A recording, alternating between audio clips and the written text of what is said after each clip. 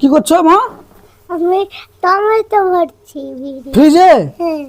Tomato ফ্রিজে ভরতে হয় না, তুমি জানো না? না।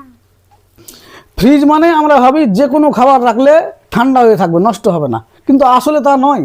এমন কিছু খাবার আছে যেগুলো ফ্রিজে রাখলে নষ্ট হয়ে যায়। তাই আজকে এই ভিডিওটি যদি পুরোটা দেখেন, আপনার বাড়ির যে কোনো খাবার 50% আপনি সেভ করতে পারবেন।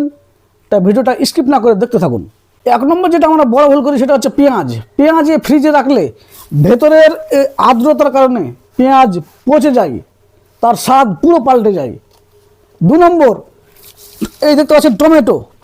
টমেটোকে যদি আমরা এই ফ্রিজে রাখি তাহলে টমেটো নরম হয়ে যায়, তার স্বাদ আর থাকে না আগের মতো। তাই সবসময় বাইরের আবহাওয়ায় এই টমেটোকে রাখতে হবে। 3 নম্বর, কলা ফ্রিজে রাখলে কলার খোসা কালো হয়ে যায়, ঠিক আছে, খুব দ্রুত নষ্ট হয়ে যায়, পচে যায়। তাই বাইরের আর্দ্রতায় কলাকে রাখতে হবে। 4 নম্বর যেটা রাখতে পারবেন না সেটা হচ্ছে, দেখতে পাচ্ছেন ক্যামেরাম্যানগুলো একটু দেখাতে, এই যে শশা। এই যে শশা, এই শশাটা ফ্রিজে রাখার কারণে শশাটা দেখুন এর গায়ে কালচে স্যাঁতস্যাঁতে একটা ভাব চলে এসছে এবং শুকিয়ে গেছে।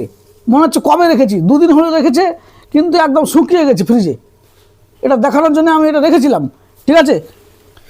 এছাড়া যেটা ফ্রিজে রাখবেন না, বেগুন, ক্যাপসিকাম, রসুন। তাহলে ফ্রেন্ডস, আপনারা আজকে জেনে গেলেন যে কোন কোন খাবার ফ্রিজে রাখা যায় না, কোন কোন খাবার ফ্রিজে না রেখে যদি বাইরে রাখেন তাহলে আপনার টাকা সাশ্রয় হবে। তো এই ধরনের ভিডিও ভালো লাগলে সবাইকে একটু লাইক, কমেন্ট, শেয়ার করে পাশে থাকবেন। ধন্যবাদ।